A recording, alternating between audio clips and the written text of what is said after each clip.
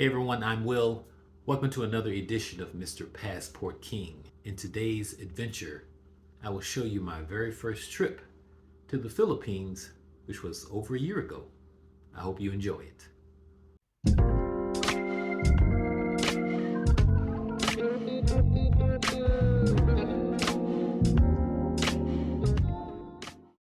This was JFK Airport in New York. It was very busy, but the lines were pretty fast. Flew Qatar Airways from New York, and it was a 13-hour smooth flight. The meals were pretty good also. The next stop was Hamad International Airport in Doha, Qatar. This seemed like a very luxurious airport with lots of elaborate decor, exhibits, and art. I guess the size of the airport made it seem not as crowded. Here's the famous towering statue named Small Lie that was in a short I made. I realized while I was in the airport that TikTok is popular everywhere, as I noticed there were quite a few people practicing routines. I started to get up and show them how it's done. Since I had a 9-hour layover, I tried to sleep as much as I could and explore the airport. This is the other Will, by the way, that's currently banned from the Oscars for 10 years. Next stop was Mactan International Airport in Lapu-Lapu, Philippines. I stayed in the Summit Galleria Hotel, which I highly recommend since it's attached to Robinson's Mall. You don't even have to leave the hotel to go into the mall. Here's the little fashion show I put together before heading out. You don't have to come with a lot of fancy clothes, of course. Just keep it clean and simple. And yes, I took the obligatory photo in front of the giant guitar covered with flowers. Only stayed in Cebu for one day before heading to Manila.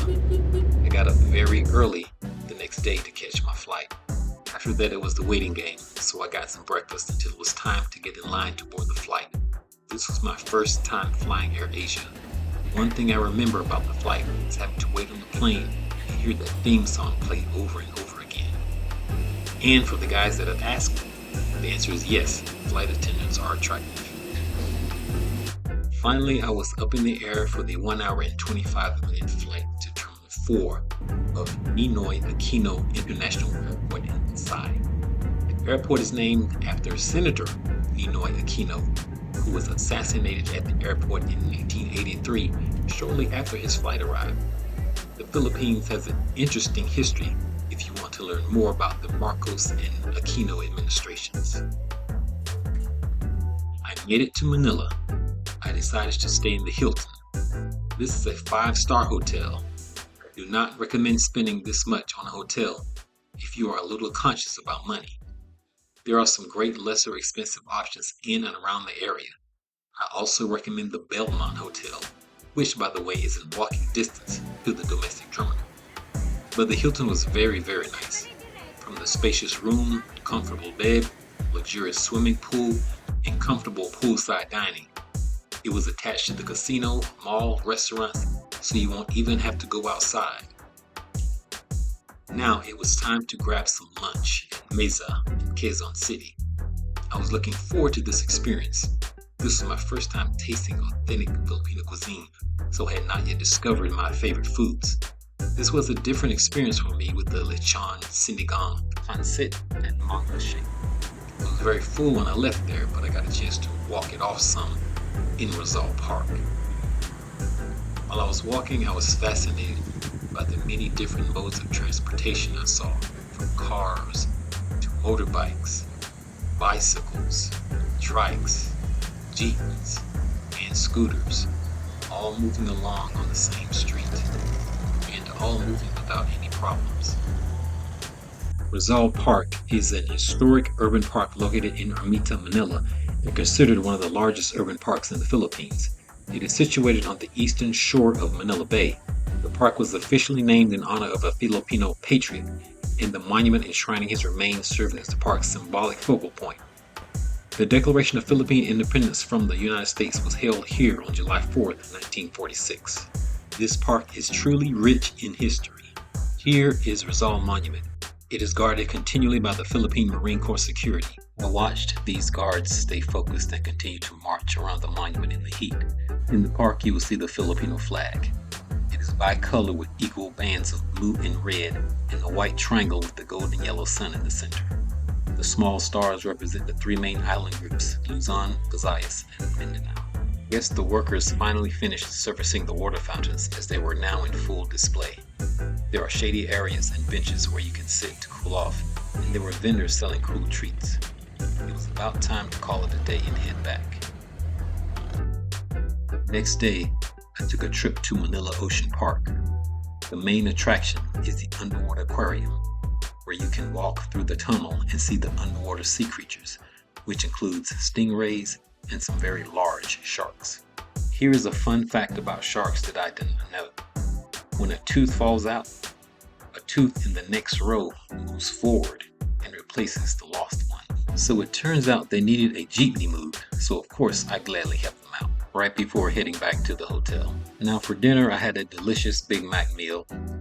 There is a story behind this meal that I had in my hotel room, but I won't get into it this time. The next day I decided to venture further out. Much respect to the vendors making sales in the streets. I decided to take a grab car to SM Mall and take in some sights. Malls are a huge thing in the Philippines, and they can be very busy on the weekend.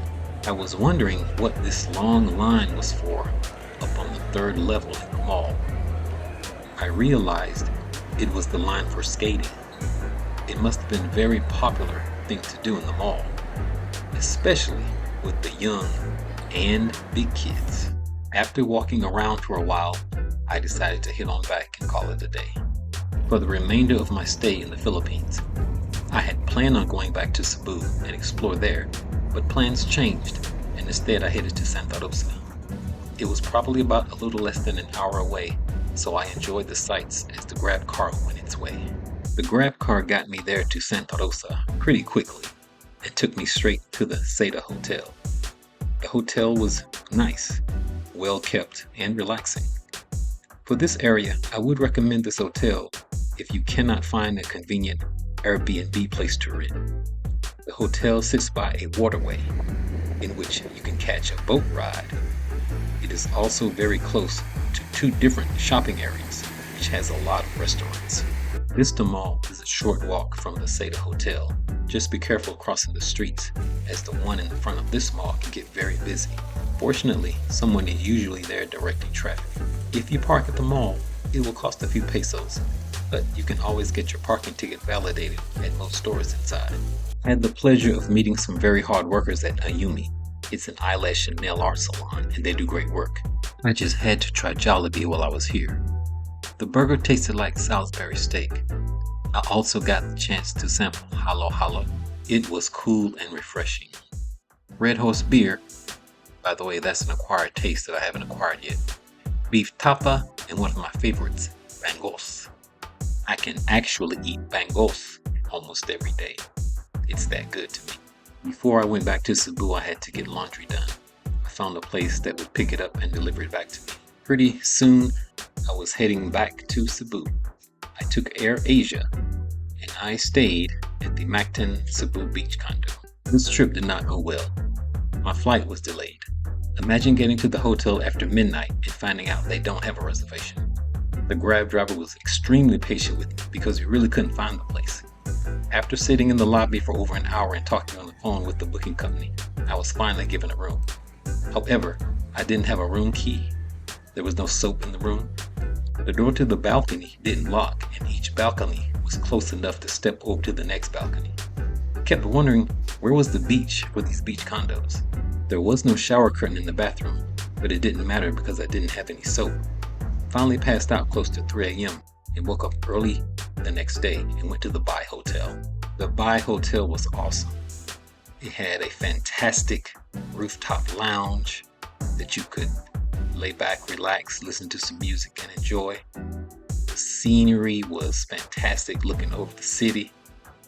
The food was great also. I met Kuya Ian there that took this photo that I still follow on Instagram. He's now in Canada. The Bai Hotel has the marble grain steakhouse. You must try the lobster sandwich there.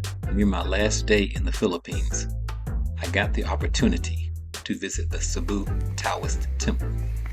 The temple was built by Cebu's Filipino Chinese community in 1972. The entrance to the temple was a replica of the Great Wall of China. The temple includes a chapel, a library, a souvenir shop, and the wishing well. My first trip through the Philippines had to come to an end. I enjoyed just about every minute. I didn't look forward to heading back to that stressful job that was awaiting me along with all the work. But I was glad to be able to see the Philippine country for the past 3 weeks. The time went by fast. I saw beautiful sights, experienced kindness and hospitality, and made some good friends for life. I got back to the US very late at night and the airport was empty. I scheduled an Uber car to take me back home after 1 a.m. on Monday morning, and I had to go to work the next day. Unfortunately, I brought something back with me: COVID. I was sick for 2 weeks before I started feeling normal again. But COVID didn't stop me, because big changes were in store, and I will share those with you on another episode.